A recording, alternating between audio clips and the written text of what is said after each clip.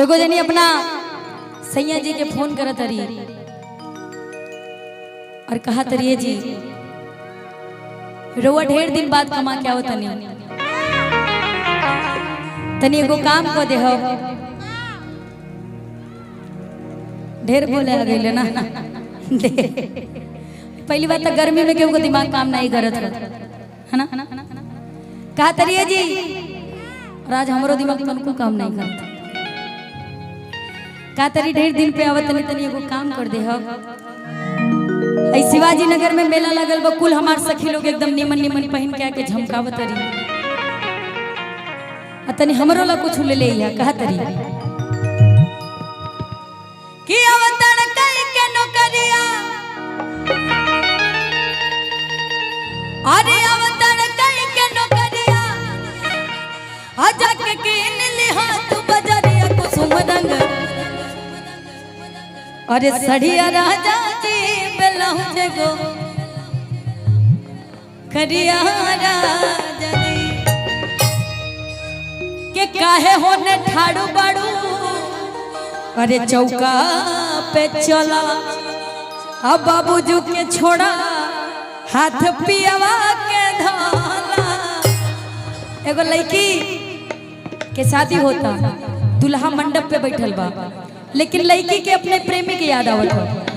उनकर जो दुल्हा बाड़न उनकर पति देव जो नया नया जगह से शादी होके वाला बा वो कहता रे कि काहे होने ठाड़ू बाड़ू तनी घूंघट कला। अरे करा जब तक गाँव तनी घूंघट करा। अब वहीं से घूंघट करे सीख ला। ये भोजपुर हो, केहू के कन्या बनबू केहू के पतोह बनबू तो तनी लूर सहूर सीख ला। के काहे होने ठाड़ू बाड़ू अरे चौका पे चला अब बाबूजी के छोड़ा हाथ पियावा के धाला। के होता बेकरारी जाने करावा इंतजार हो कि होता बेकरारी जाने करावा इंतजार हो। अरे मारो के बात धके मारो के बात धके रोवा तैयार हो नूर जनी खली हवा तार हो। मारो के बात धके रोवा तैयार हो नूर जनी डोली हवा तार हो। काहे होने ठाड़ू बाड़ू चौका पे चला बाबूजी के छोड़ा हाथ पियावा के धाले। रुके भाई ये पहला लड़के ऐसा बिया जो अपना मान के चला इनकर शादी होता, अगर ये छुट्टा बैल जैसा चली है तो मामला नानू बनी ही ना।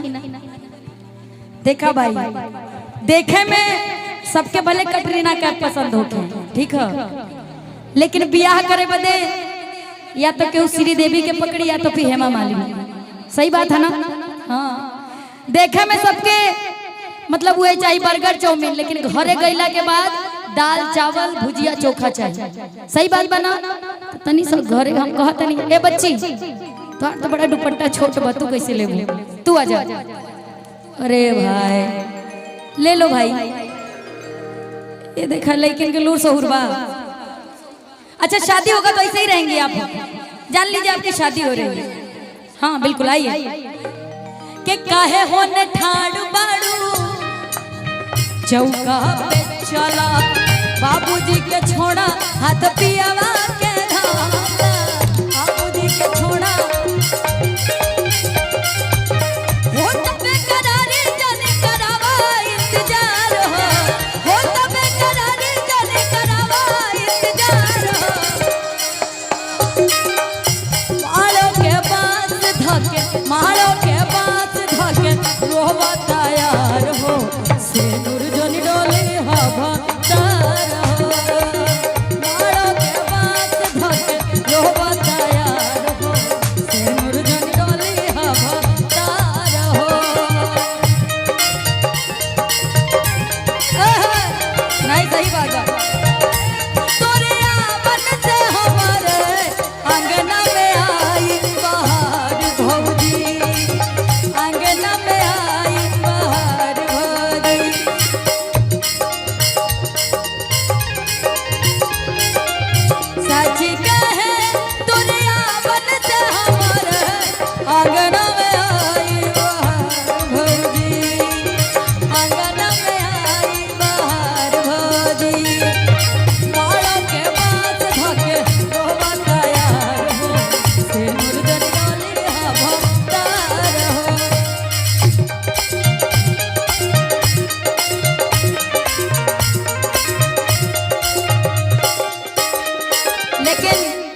पति देव कहा धरम की चला ठीक बा जमन भइल बा तमन भइल बा हमरा से काहे झूठा झूठा वादा कर कहता हमरा त जान यार तोहरे में बसेला हमरा त जान यार तोहरे में बसेला और लड़की कहा था बूझा राजा जब जाई रोज रोज आंसू बहाई बूझा जब राजा जाई रोज रोज आंसू बहाई उनका बिना दिल रहियो ना पाई उनका बिना दिल रहियो ना पाया हो तबे करार जाने करावा इंतजार हो तबे करार जाने करावा इंतजार हे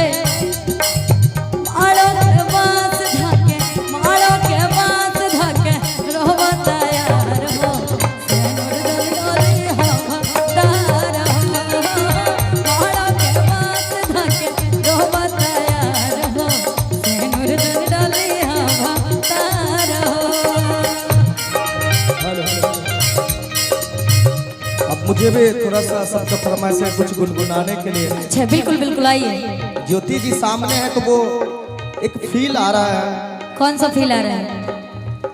जब से नैना लड़ल बात आगे बढ़ल जब से नैना लड़ल बात आगे बढ़ल रोज रखियो ना इंतजार में दिल भइल दीवाना तहरा प्यार में दिल भइल दीवाना तहरा अखिया लड़ल गजब से दिल में करार नहीं है अखिया लड़ल गजब से दिल में करार नहीं है हम कैसे काहे हमके तोहरा से प्यार नहीं है हम कैसे काहे हमके तोहरा से प्यार नहीं है अखिया लड़ल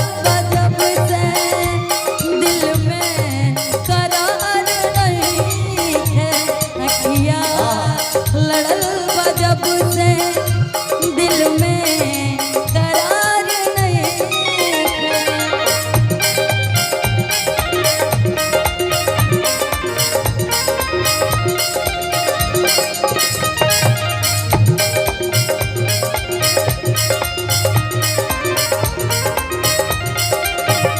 रहना है उसी लाइन का प्यारा सा लाइन है।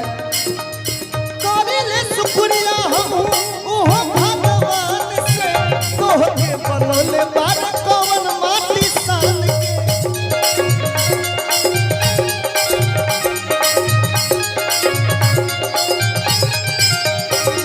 कहते हैं काबिले शुक्रिया हूँ ओहो भगवान के।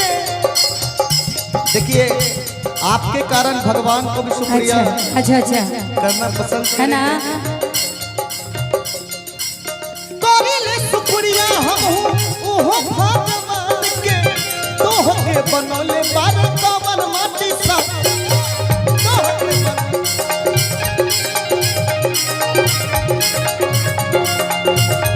रूप ऐसन बुझाला देखी सूरज लजा रूप ऐसन बुझाला देखी सूरज लजा रोज अखियाँ रहेला इंतजार में दिल भइल दीवाना तहरा प्यार में दिल भइल दीवाना तहरा अच्छा प्यार में लेकिन तारा से कहता है सुनाए राजा जी होय होय सुनाए राजा जी पेन्हे दी सड़िया खोले दी बढ़िया भाईल भो सुनाए राजा जी पेन्हे दी सड़िया खोले दी बढ़िया भाईल भो ननद कान भरा तारी सास गाल को तो तारी ननद कान भरा तारी सास गाल को तो तारी ओए तोरे बाल दे ब्लाउज के डोर